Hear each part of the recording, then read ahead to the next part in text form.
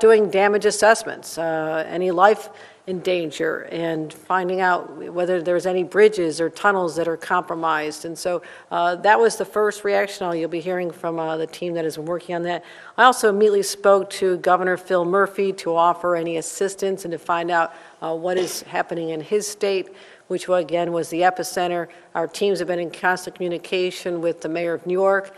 We also spoke to the MTA to ensure the integrity, the structural integrity of the subway system, the Port Authority, and I want to announce that right now JFK and Newark airports are on full ground stops to assess any potential for after effects.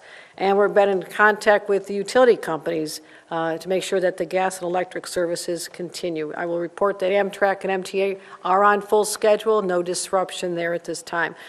Been in communication with the White House. They reached out to us. The Deputy of Homeland Security Advisor, who's actually with President Biden right now surveying the damage in Baltimore, called us, and I believe they felt the effects even in Baltimore. So it's been a very unsettling day to say the least. But the White House offered any assistance. Senator Schumer reached out, offered any assistance. So right now it's most important that we have our structural teams out there, our engineering teams, surveying our bridges, our roads, any area there could be a fault line that is not easily detectable, to make sure that passengers on our rails as well as our commuters are safe. Assessing all state roads, Commissioner Dominguez is taking lead on that, making sure our state roads are safe. Major transmission lines and dams, because you don't always see the effects of a small crack that actually could develop into a real major problem. And we're also encouraging all the municipalities throughout the state of New York to assess for any structural integrity concerns. At this point, heading into an hour and a half after the effects, we've not identified any life-threatening situations, but we are certainly asking our local law enforcement and emergency services teams to be on guard for that as well. But again, we are going to be reviewing all potentially vulnerable infrastructure sites throughout the state of New York that is critically important in the aftermath of an event like this. Now, again, I have a few safety tips because New Yorkers are not accustomed to having earthquakes in our state, and everyone should continue to take this seriously. If there is an aftershock, people are encouraged to drop and to cover and to hold on. Drop to the floor, cover your neck, and hold on to something that is sturdy. Take caution near any damaged buildings. Again, we don't have reports of damaged buildings at this time. It is very early in the assessment process.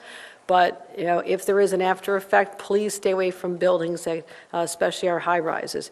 If you hear shifting or any noises, unusual noises, leave your home. Go outside. You are safer there than in a building that could be crumbling around you. Inspect your home for damage. Check walls, floors, doors, windows, staircases.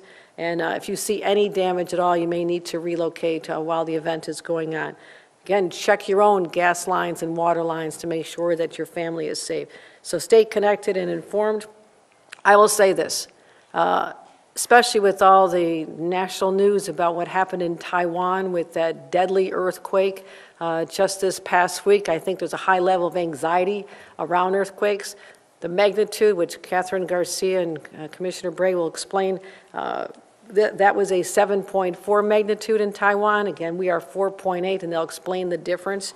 But that's why we're going to continue to take this very seriously and make sure that we continue to update all New Yorkers. So Catherine Garcia, our head of state operations, you'll hear from first, and then Commissioner Jackie Bray, head of Homeland Security.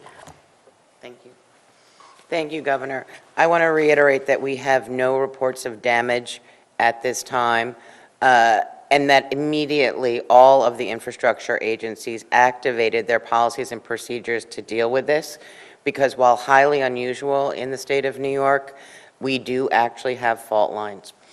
This was significantly bigger than ones that are typically felt in the state of New York or occur and actually are not felt. That is because earthquakes happen on a logarithmic scale, which means that a 3.0 is 10 times worse than a 2.0.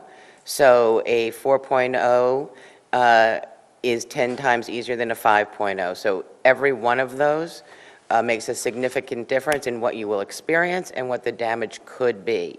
In addition, we are also tracking whether or not there's any increase in hospitalizations, as well as whether or not there's any increase in vehicle accidents that has not been reported at this time. Thank you.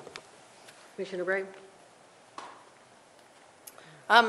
Not much to add above, the governor and Director Garcia covered it. I would say we did see an overloading of cell circuits in the New York City area immediately after the event. We've been in touch with AT&T, Verizon, and T-Mobile. Their networks are clear now and back up and working, and we have opened the state's Emergency Operations Center. We're at a level 3 to monitor impacts and reports that come in. We've seen one gas leak in Rockland County, but other than that, there don't seem yet to be major infrastructure impacts, but we are in touch with the counties. We'll stay in touch with the counties all day. Thank you. All right, let's do some on-topic questions. Governor, has there been any contact with the Indian Point facility in Westchester and any concerns there? That's part of our analysis of all critically important infrastructure. So yes, the communication has gone out, correct? Yeah, we're in constant touch with both that facility and our other facilities. There's no damage reported at Indian Point. We wouldn't expect damage at this time, and we're in touch with Westchester, and we'll stay in touch with Westchester. Governor, can you just say what you were doing at the time that it hit and what you felt and what was going on? No surprise to anybody here in the Capitol. I was meeting with my senior team, talking about their late night working on the budget, and we were talking about how we're going to move the budget forward today. So literally sat in the room next door. People felt different degrees of movement in the room, surprising, and all of a sudden everybody's cell phones start lighting up and describing what it was. So we were literally right here working on the budget and getting a budget done that includes a once-in-a-lifetime housing package may be the only excitement event we expected this week. So this was rather unanticipated. You cannot plan for this. There's no early warnings. There's no weather service that can tell you an earthquake is imminent, and that's why everybody was caught off guard. But fortunately, here in the state of New York, we are masters of disasters. We know how to handle this from unexpected snowstorm just a couple days ago. Everybody's anticipating massive crowds for another celestial event on Monday with the total eclipse pathway going through large parts of our state. So my point is we're always ready. We have planning in place. All of our teams activate instantaneously, and I feel very comfortable about that. But again, these are emerging situations. It could be over, but also there could be another effect, and we have to be prepared for that and warn New Yorkers to be particularly vigilant in the days following an original earthquake. Governor, I assume your team has analyzed the aftershock forecast. What do they show? What should we anticipate?